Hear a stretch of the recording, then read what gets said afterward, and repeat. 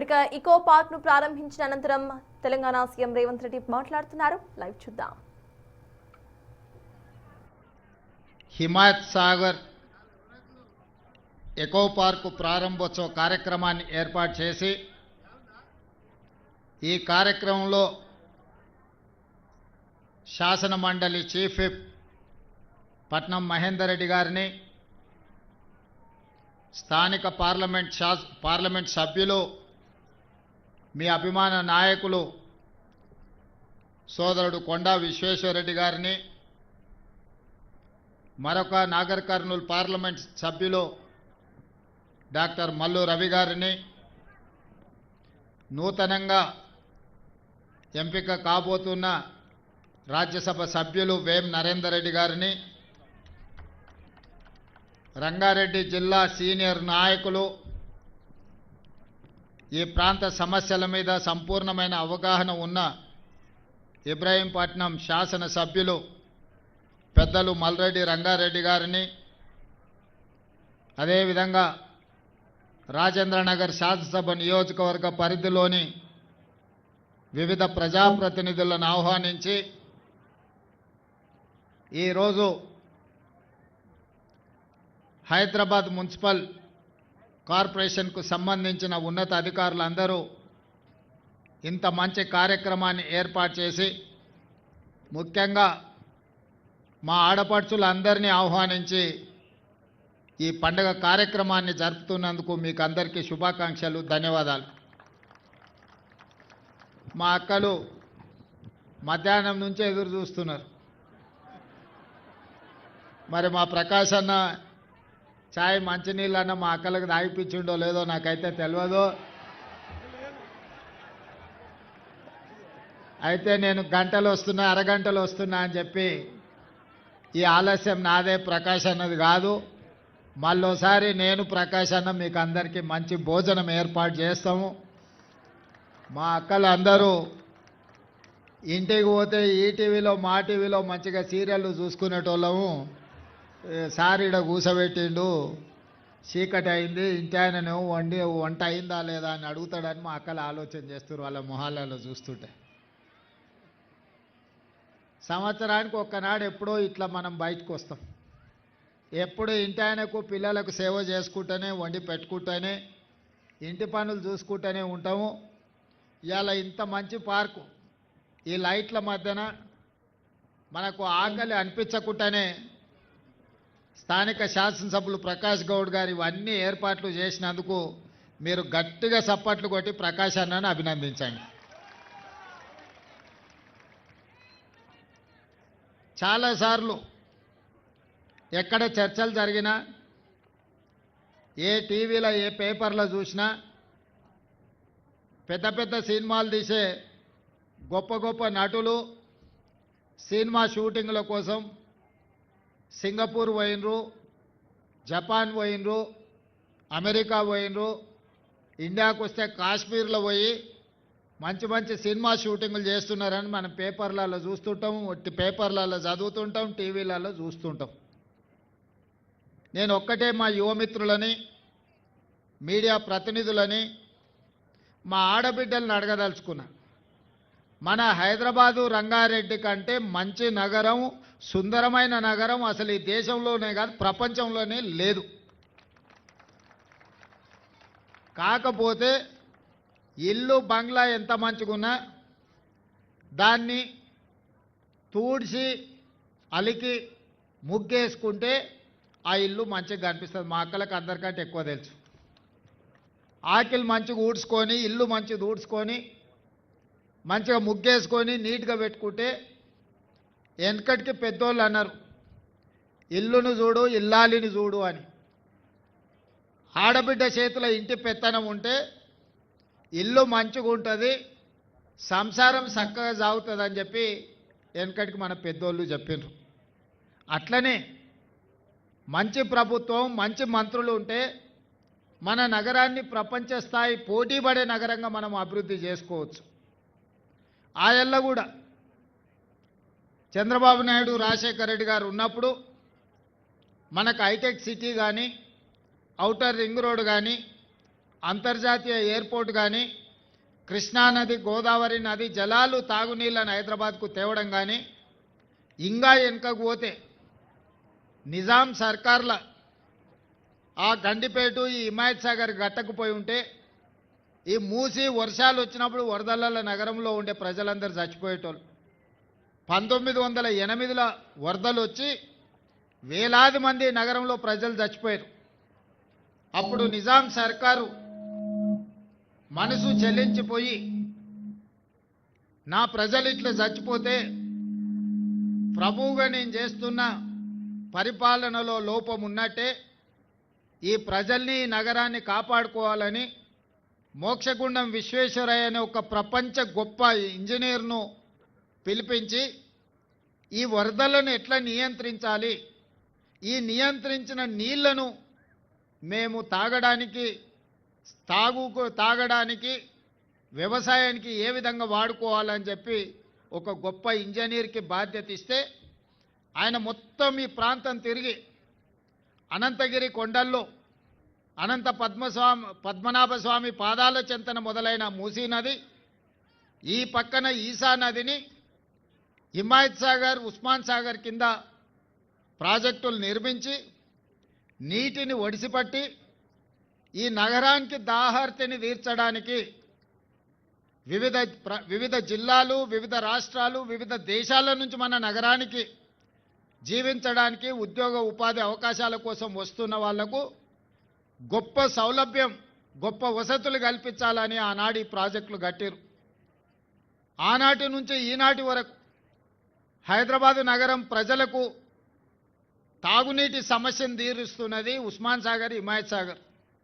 అప్పుడప్పుడు మనోళ్ళు అంటారు ఊరు నుంచి వచ్చిన వాళ్ళని జర హుషారైతే ఏం రో గడిపేట నీళ్ళు తాగినట్టే ఉన్నావని. అంటే గడిపేట నీళ్లు తాగితే హుషారు వస్తుందని అప్పట్లోనే గుర్తుపట్టారు. రెండో మాట అంటారు వికారాబాద్ కా హవా లాకో మరీజోం కా దవా అని. అంటే వికారాబాదు ప్రాంతంలో గాలి పీల్చుకున్నా కూడా చాలా రోగాలు నయమవుతాయని చెప్పి టీబీ వచ్చిన వాళ్ళని తీసుకెళ్ళి అక్కడ వికారాబాదు కొండ మీద ఇడిచిపెట్టి వచ్చేటోళ్ళు. ఎందుకంటే నిజాం సర్కార్ అక్కడ మంచి మంచి మెడిసినల్ ప్లాంట్లు అక్కడ గాలి పీల్చుకుంటేనే మనకున్న జబ్బులు తగ్గేటట్టు ఆ అడవిని పెంచండి 3700 ఎకరాలలో. మరి అట్లాంటి గొప్ప నగరం, గొప్ప చరిత్ర ఉన్న నగరం, మనకు చార్మినార్ ఉంది, ఒక గోల్కొండ ఉంది, ఒక మూసీ నది ఉంది, ఒక ఉస్మాన్ సాగర్ ఉంది, ఒక హిమాయత్ సాగర్ ఉంది. ఇవాళ గొప్ప గొప్ప కట్టడాలు, ఒక ఉస్మానియా హాస్పిటల్ చారిత్రాత్మకమైన బిల్డింగ్ ఉన్నది మనకు. ఇవాళ కులీ కుతుబ్ షాహీ టూమ్స్ ఉన్నాయి మన దగ్గర, సాలార్జంగ్ మ్యూజియం ఉన్నది, హైదరాబాద్ సిటీ కాలేజ్ ఉన్నది, ఉస్మానియా యూనివర్సిటీ ఉన్నది. ఈనాడు అసెంబ్లీ నడుస్తున్న చారిత్రాత్మకమైన కట్టడాలు మన నగరంలో ఉన్నాయి. ఇదొక్క గొప్ప నగరం, చారిత్రాత్మకమైన నగరం, ప్రపంచంలోనే ఒక అందమైన సుందరమైన నగరం. కానీ ఆక్రమణలకు గురై ప్రభుత్వాల నిర్లక్ష్యానికి లోనై ఇవాళ హైదరాబాద్ నగరం అంటే మొత్తం చెత్త నిండిపోయిందనే కాడికి తీసుకొచ్చారు. చెత్త ఎత్తటోళ్ళు లేరు అనే కాడికి వచ్చింది. ఎంత గొప్ప నగరమైనా, ఎంత మంచి ఇల్లు అయినా, ఎన్ని కోట్ల రూపాయలు పెట్టి ఇటాలియన్ మార్బుల్ వేసి కట్టుకున్నా ఎప్పటికప్పుడు సాఫ్ చేసుకోకపోతే, ఎప్పటికప్పుడు ఊడ్చి తూడ్చుకోకపోతే ఏదైనా మట్టి కొట్టుకొని పోతుంది. ఆ తర్వాత కొంతకాలం అయిపోయినాక చూడబుద్ధి కాకుండా అవుతుంది. అంతేనా? 4 రోజులు స్నానం చేయకపోతే మనం కూడా ఎంత అందంగా ఉన్నా బాగా కనిపించాం, జుట్టంతా అట్లా ఇట్లా అయిపోయి. అట్లాంటిది మన నగరాన్ని జర మంచిగా చేసుకుందామంటే కొంతమంది అట్లెట్లయితుంది, మేం చేయలేదు నువ్వెట్లా చేస్తావు అంటారు. అరే నువ్వు చేయలేదా, నీ సొంతానికి ఏదో ఏంది జన్వాడలో ఫామ్ హౌస్ కట్టుకున్నావు, ఇంకొక ఆయన గీడ మోయినాబాద్లో ఫామ్ హౌస్ కట్టుకున్నావు, ఇంకో వాళ్ళ చుట్టం శక్కర్పల్లి దగ్గర కట్టుకోరు, గాసారి అవతల దిక్కు కట్టుకుండు. నీ సొంతానికి నువ్వు కట్టుకున్నావు, సంతోషం, పెద్ద పెద్ద ఫామ్ హౌజులు కట్టుకున్నావు, మంచిగా బంగ్లాలు కట్టుకున్నావు, మాకేం అభ్యంతరం లేదు. మేము ఇప్పుడు పేదోళ్లకు పిల్లల్ని తీసుకొని ఎక్కడికైనా పోవాలంటే, మా తల్లులు చాలా మంది ఉన్నారు, పిల్లలు 5 ఏళ్ళు 10 ఏళ్ళ పిల్లలు. సింగపూర్ పోనీకే మనకు పాస్పోర్టు లేదు.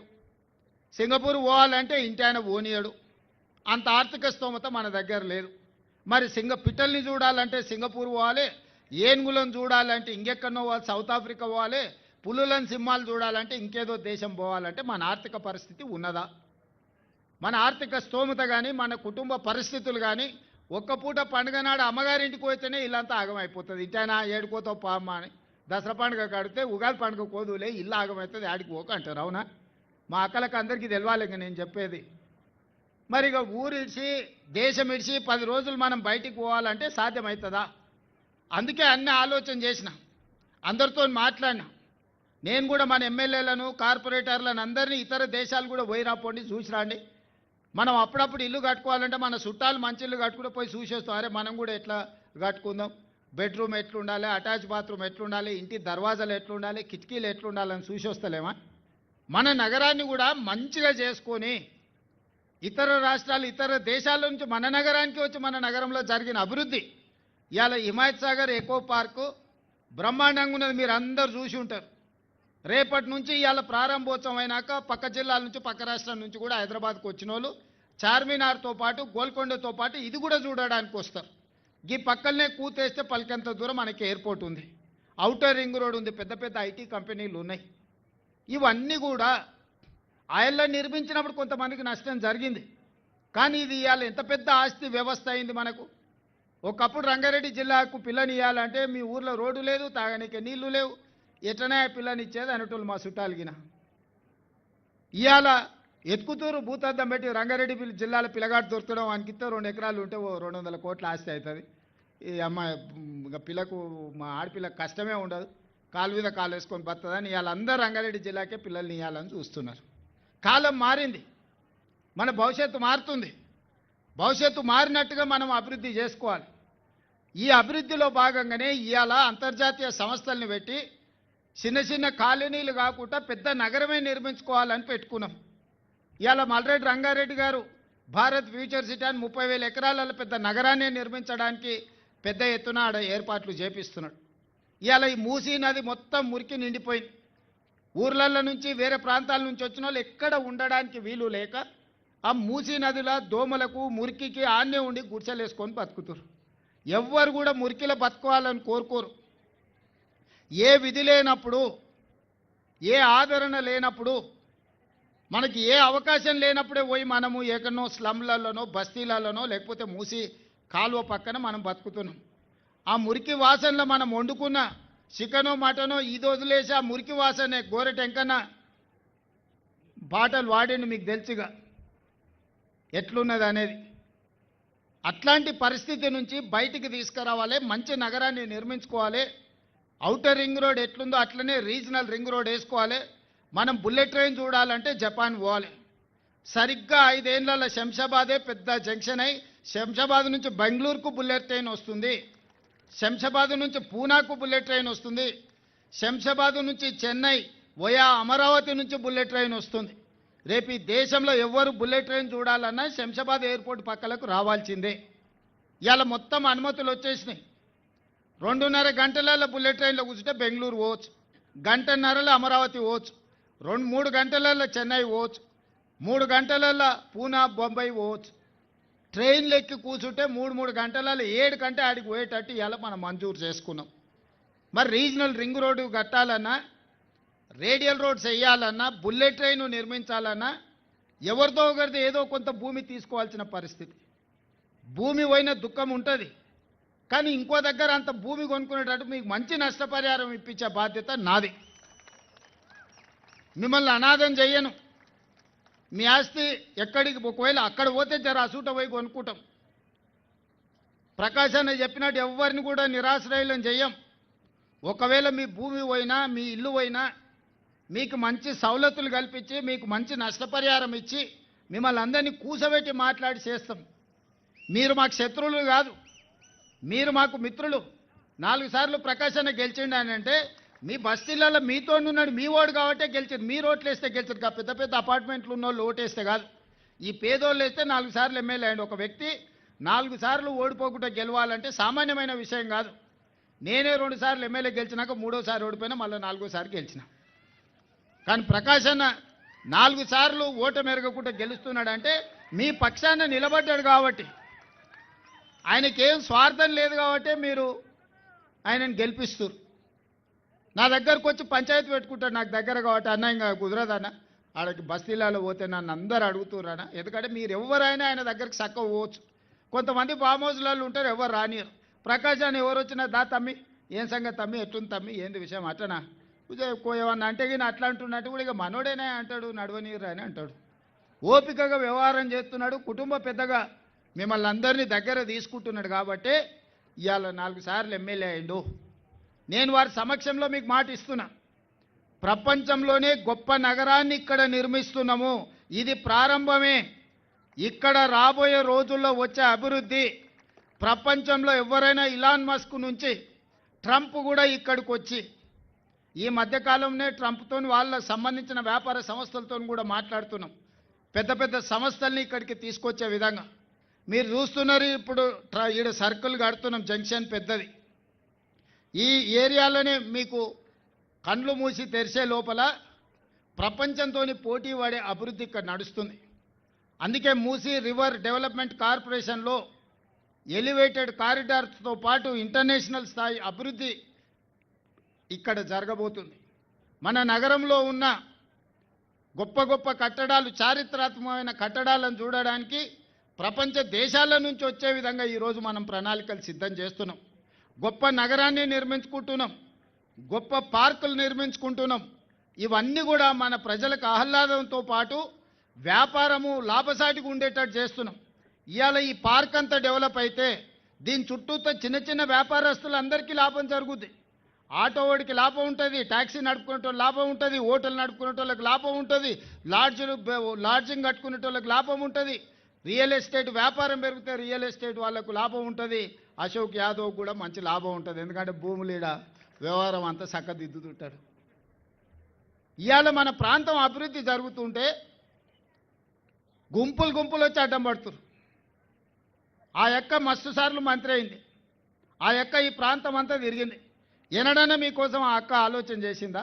ఇవాళ మీకు మంచి జరుగుతుంటే ఎంబడి తీసుకొని వచ్చి అందరినీ ఇడ తిప్పి చూపిస్తుంది అక్క. ఆ అక్క ఎవరో మీకు తెలుసు, నాకు తెలుసు. అందుకే నేను అక్కకు సూచన చేస్తున్నా, అక్క నీకు నీ కుటుంబానికి ఈ ప్రాంతం అంతా 40 ఏండ్ల నుంచి మీకు అండగా నిలబడ్డారు. ఇప్పుడు అభివృద్ధి జరుగుతుంటే అడ్డుకునే ప్రయత్నం ఎందుకు చేస్తున్నావు అక్క? మీ నాయకులకు కడుపులో మంట ఉండొచ్చు, నేను చేయలేని ఇంకోటి చేస్తే అప్పుడప్పుడు పిల్లలు ఉంటారు, వాన పడ్డప్పుడు పిట్టగూళ్ళు కడితే వాని ఘటనిక రాక ఎవడని కడితే దాని మీద దుంకి పలగొట్టేసి ఉరుకుతాడు సందులో. గట్లనే ఉంది, నేను ఏదైనా చేయబోతే కేటీఆర్ వచ్చేసి నేను అన్నీ నువ్వు ఏం చెప్తే అది నేను అడ్డం పడతా అని. ఇట్లాంటివి మానేయండి. ఇవాళ గుజరాత్కు పంపించిన నేను అహ్మదాబాద్లో సబర్మతి నదీ రివర్ ఫ్రంట్ మోడీ కట్టుకున్నాడు. ఇవాళ ఢిల్లీ ప్రభుత్వం, బీజేపీ ప్రభుత్వం యమునా నది రివర్ ఫ్రంట్ పెద్ద ఎత్తున అభివృద్ధి చేస్తారు. ఉత్తరప్రదేశ్లో యోగి గంగా నది రివర్ ఫ్రంట్ చేస్తే కొన్ని కోట్ల మంది పోయి ఇవాళ చూసి వస్తున్నారు, వాళ్ళకి టూరిజం ఆదాయం పెరిగింది. మరి గుజరాత్లో సబర్మతి రివర్ ఫ్రంటు, ఢిల్లీలో యమునా నది రివర్ ఫ్రంటు, ఉత్తరప్రదేశ్లో గంగా నది రివర్ ఫ్రంటు ఎట్లయితే అభివృద్ధి చేసిండ్రో ఇవాళ హైదరాబాదు నగరంలో కూడా మూసీ నది రివర్ ఫ్రంట్ మనం డెవలప్ చేసుకుంటున్నాం. దీని చుట్టూతో రాత్రిపూట మొత్తం వ్యాపారాలు ఓపెన్ చేస్తాం. పొద్దుటిపూట పని చేసుకోవడమే కాదు, రాత్రిపూట పనిచేయడానికి కూడా మూసీ నది ఒడ్డున 2 వైపులా రాత్రి మొత్తం వ్యాపారాలు జరిగేటట్టు హోటళ్ళు, వ్యాపారాలు, కూరగాయలు, పంటలు, ట్యాక్సీ అన్ని చేసి మొత్తం లైట్లు పెట్టి బ్రహ్మాండంగా పెట్టి నిరుద్యోగ యువకులకు ఉద్యోగ ఉపాధి అవకాశాలు కల్పించి శాంతి భద్రతలను పటిష్టంగా అమలు చేసి పొద్దుపూట కష్టం చేసుకున్న వాళ్ళు సాయంత్రం పోతే కూరగాయలు కొనుక్కోవాలనుకున్నా, బట్టలు కొనుక్కోవాలనుకున్నా, పిల్లల్ని తీసుకెళ్ళి ఇంత హోటల్లో మనం ఇంత మంచి భోజనం పెట్టించి మొత్తం అట్లా నగరాన్ని చూపించి రావాలనుకున్నా ఈరోజు మొత్తం ఇదంతా అభివృద్ధి చేయాలనుకుంటున్నాం. దీన్ని నైట్ ఎకానమీ అంటారు. పొద్దుపూటనే కాదు, రాత్రిపూట పరిశ్రమలు ఎట్లయితే జరుగుతున్నాయో నైట్ టూరిజంని కూడా మనము, లేక్ టూరిజంని కూడా మనం ఇవాళ డెవలప్ చేయాలనుకుంటున్నాం. అందుకే 99 రోజుల ప్రజాపాలన ప్రగతి ప్రణాళికలో భాగంగా మొదటి రోజు ఒక మంచి ప్రణాళికకి ఈరోజు ప్రారంభోత్సవం చేసుకొని ఈ స్ఫూర్తితోని ముందుకెళ్దాం అనుకుంటున్నాము. మన ప్రాంతాన్ని మనం అభివృద్ధి చేసుకుందాము, మన చదువుకున్న పిల్లలకు మనం ఉద్యోగ ఉపాధి అవకాశాలు కల్పిద్దాము. పిల్లలకు పని లేకపోతే వాళ్ళు రోడ్ల మీద చెడు అలవాట్లకు పడితే తల్లిదండ్రులకు తెలిసి ఆ దుఃఖం ఏందో. పిల్లగాడు చేతికి రాకపోతే, చదువుకున్న పిల్లగానికి ఉద్యోగం రాకపోతే, ఉద్యోగం లేక పిల్లగాడు చేతికి రాకుండా అక్కడనో ఇక్కడనో చెడు అలవాట్లు పడి రాత్రిపూట ఇంటికి రాకుండా తిరిగితే ఆ తల్లికి తెలుసు ఆ బాధ ఏందో. ఆగర్భ శ్రీమంతులకు ఫామ్ హౌస్లు ఉన్నోనికి బాధ, నొప్పి, పేదోని బాధ తెలియదు. అందుకే ఇవాళ పేదోళ్ళ గురించి ఆలోచన చేసి ఒక మంచి ప్రణాళిక తీసుకొని మిమ్మల్ని అందరినీ ఒప్పించి మెప్పించి మన ప్రాంతాన్ని అభివృద్ధి చేయాలనుకుంటున్నాము. ఇవాళ మీకు మంచి ఎమ్మెల్యే ప్రకాష్ గౌడ్ గారు ఉన్నారు. వారు అన్ని విషయాలు నాతో మాట్లాడుతున్నారు. మీకు ఎవ్వరికి నష్టం జరగకుండా ఈ అభివృద్ధిలో మిమ్మల్ని భాగస్వాములను చేసి ఈ అభివృద్ధి ద్వారా మీరు కూడా భవిష్యత్తులో బాగుపడేటట్టు చేసి, అదేవిధంగా మీకు ఇప్పుడు ఒక మాట చెప్పిండు, ఏ ఏరియాలో స్లమ్లలో ఉన్న వాళ్ళకు ఇందిరమ్మ ఇండ్లు కట్టిస్తే అక్కడనే కట్టించన్నా, దూరం అంటే పోతలేరు, అక్కడోళ్ళు ఇక్కడ, ఇక్కడోళ్ళు అక్కడ పంచాయతీ అవుతున్నదని చెప్పిండు. నా దృష్టికి వచ్చింది. తప్పకుండా ఏ నియోజకవర్గంలో ఉన్న వాళ్ళకి ఆ నియోజకవర్గాలనే, ఆ పక్కనే ఈ పక్కనే ప్రభుత్వ భూములు ఎత్తికి మీకు మంచిగా ఇండ్లు కట్టించేదానికి అన్ని రకాల ఏర్పాట్లు నేను చేస్తా. ఏది నేను ఇంటికి తీసుకుపోను. ఈ ప్రభుత్వానికి వచ్చే ఆదాయం మీకోసమే ఖర్చు పెడతా. ఇవాళ రేషన్ కార్డులు ఇచ్చిన మాట వాస్తవం కాదు అక్క, అడిగిన వాళ్ళకల్లా. ఇవాళ మా అక్కలు చెప్పాలి, సన్నబియ్యం వస్తున్నాయా లేదా అక్క? అక్క ఏమక్క సన్నబియ్యం వస్తున్నాయా? ఇవాళ సంటి పిల్లలకు కూడా అన్నం వండి పెడుతురు కదా, బస్సులో ఉచితంగా ప్రయాణం చేస్తురు కదా, 200 యూనిట్లు ఉచిత కరెంటు వస్తుంది కదా. మరి ఇన్ని మీకు రేషన్ కార్డు ఆయన రాకపోయా, నేను వచ్చినాక ఇస్తే, సన్న బియ్యం ఇస్తే, బస్సులో ఉచిత ప్రయాణం ఇస్తే, ఇవాళ మీకు ఏం కావాలన్నా ఇవాళ మనం చేసుకుంటున్నాము. మా అక్కలు చూడు పాలపిట్ట లాక్కున్నారు ఇందిరమ్మ చీరలు కట్టుకొని. ఇంటి ఆయన కూడా సంతోషపడేటట్టు ఉన్నాయి చీరలు చూడంగానే. అబ్బా మా ఆమె చాలా రోజులకు మంచిగా తయారైందని అనుకునే పరిస్థితి ఉన్నది. అవునా కాదా మా అక్కలు చెప్పాలి. ఇంత మంచి పాలపిట్ట కలర్ ఇవాళ మొత్తం పాలపిట్టలాగా కనిపిస్తున్నది. దసరా పండుగ నాడు పాలపిట్టలాగా మా అక్కలు ఇందిరమ్మ చీరలు కట్టుకొని. అంతకుముందు బతుకమ్మ చీరలు ఇచ్చి ఏం చేసారమ్మా, పిట్టలను బెదిరియానికి బాయికాడ కట్టి వచ్చేది. ఎప్పుడైనా బతుకమ్మ చీర కట్టుకున్నారా అక్క? మీరు నిజంగా ప్రశాంతంగా ఆలోచన చేసి అన్నం తిన్న తర్వాత ఇంటికి పోయినాక ఈటీవీ మా టీవీ సీరియల్ చూసినాక అన్నీ బంద్ చేసి 5 నిమిషాలు ఆలోచన చేయండి కళ్ళు మూసుకొని. 10 ఏళ్ళలో ఇందిరమ్మ సీరియల్ ఇస్తే ఎప్పుడైనా కట్టుకుర్రా?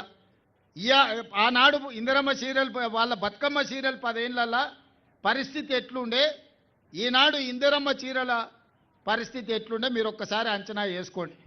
ఈసారి రంగు ఇచ్చినాం, మళ్ళీ తయారైతున్న ఇంకో రంగులు వస్తాయి. మళ్ళీసారి ఆ కొత్త చీరలు కూడా మంచిగా కట్టుకోనికే ఇప్పుడు ఇప్పటికే 4 సార్లు సమీక్ష చేసినాం. ఈసారి ఇంత మంచి చీర ఇచ్చినాం అంటే ఇంకా మంచిది కోరుకుంటారు మా ఆడబిడ్డలు. ఈసారి ఇంకా మంచిగా ఉండాలి, రంగు మంచిగా ఉండాలి, రంగు ఓకుంటూ ఉండాలి, కట్టుకుంటే పండుగ వచ్చినట్టు ఉండాలని. అందుకే ఇవాళ ఇన్ని మంచి కార్యక్రమాలు చేసుకుంటున్నాం.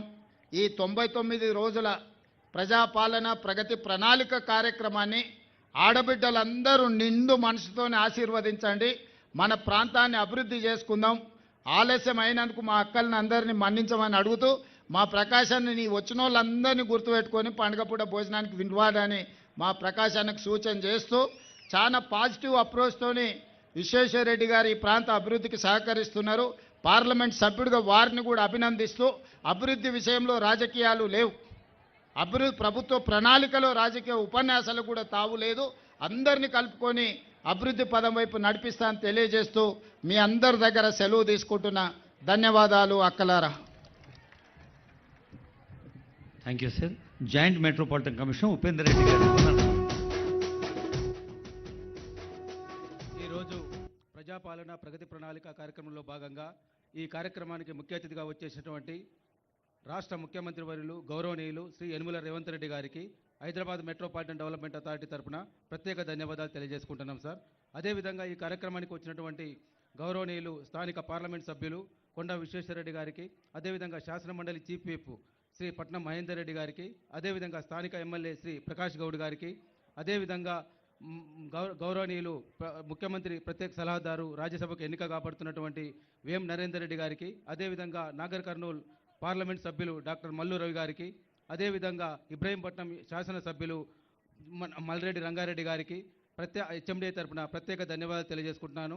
అదేవిధంగా ఈ కార్యక్రమానికి వచ్చేసినటువంటి వివిధ శాఖలకు సంబంధించినటువంటి అధికారులు మరియు పోలీస్ అధికారులకు, తర్వాత ఇక్కడ కార్యక్రమానికి వచ్చిన ప్రజలకు, అదేవిధంగా పత్రికా ప్రింట్ అండ్ ఎలక్ట్రానిక్ మీడియా అందరికీ కూడా హెచ్ఎండీ తరఫున ధన్యవాదాలు తెలియజేసుకుంటూ ఈ కార్యక్రమాన్ని ఇంతటితో ముగిస్తున్నాను. జై తెలంగాణ.